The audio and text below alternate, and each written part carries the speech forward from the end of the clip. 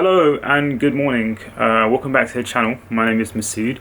In today's video, we're going to be talking about the top 5 reading sources of information that you can use to stay educated on property.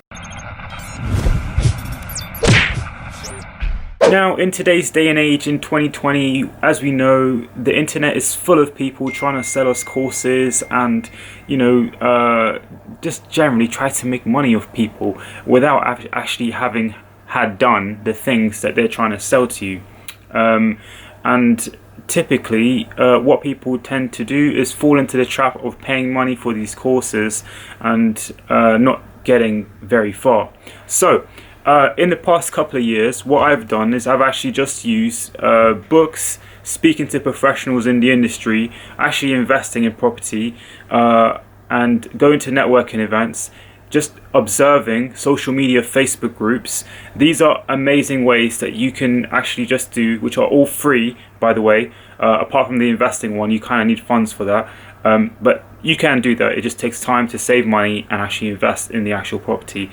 But that whole process of doing all those things will give you all of the pieces of the puzzle that you need to actually improve your investing success. So the first book that I actually read before actually investing or even thinking about learning how to invest in property was Rich Dad Poor Dad.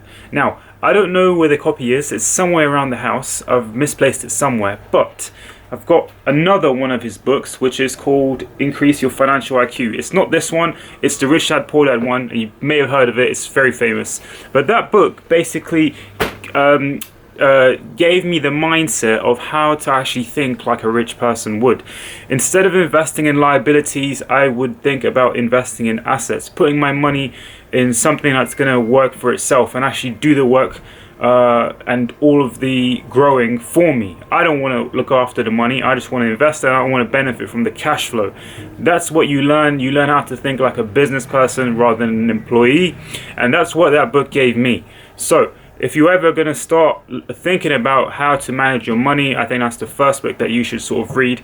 It's called Rich Dad Poor Dad. I'll leave a link in the description and go check it out. So the next book is called Property Investment for Beginners. This was about 2 years ago, in December, I started reading this because I actually wanted to learn how to invest in property.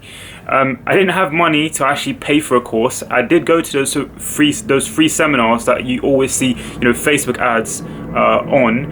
But I didn't actually have money to pay for any of the courses at the end of the actual day. So this book by Rob Dix basically gives you a step-by-step breakdown of what to do: taxes, mortgages, leverages, the concepts in property, flipping property, how to add value, how to sort of sell your property, how to buy a good property, how to find a good deal, what is a good deal.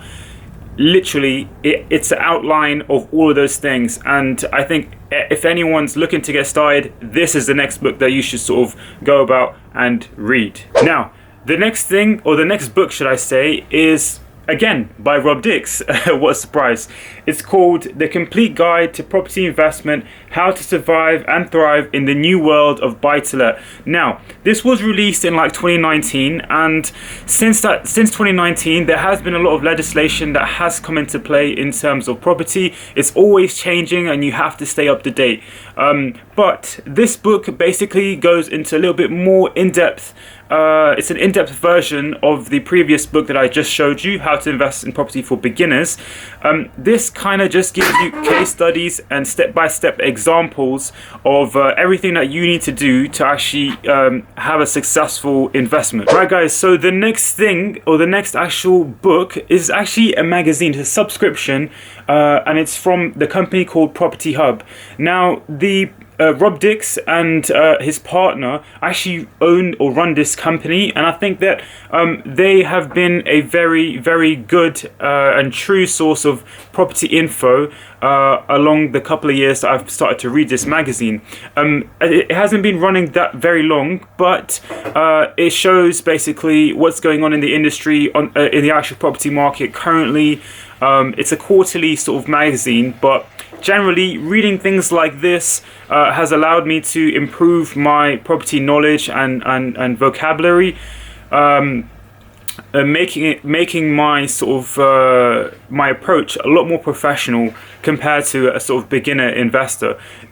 These guys basically just show other investors investments. They talk through all of the figures. They're very, very, open and transparent. So it makes for easy reading, and it's very, very interesting. Certainly, if you're looking to get into property. Lastly, guys, we have Property Investor News. Now, this is again another subscription that I'm subscribed to.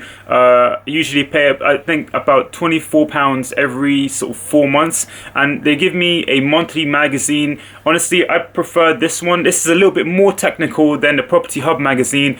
This is aimed at basically developers and investors, whilst the other one is more sort of investors who are just trying to get into it. This is more like a little bit more complex, and the words and generally the language that's used in there is all industry specific. So if you're new to investing and reading something like this, it might seem a little bit overwhelming.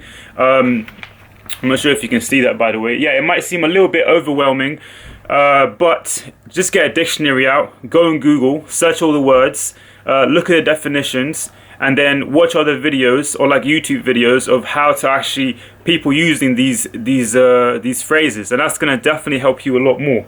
So apart from all of those things, of course, you can use social media, as I say. Watch YouTube videos, you can watch my channel, and to be honest, just make sure you are critical of everything that you're taking in, because not many people have your best interests when they're giving you information.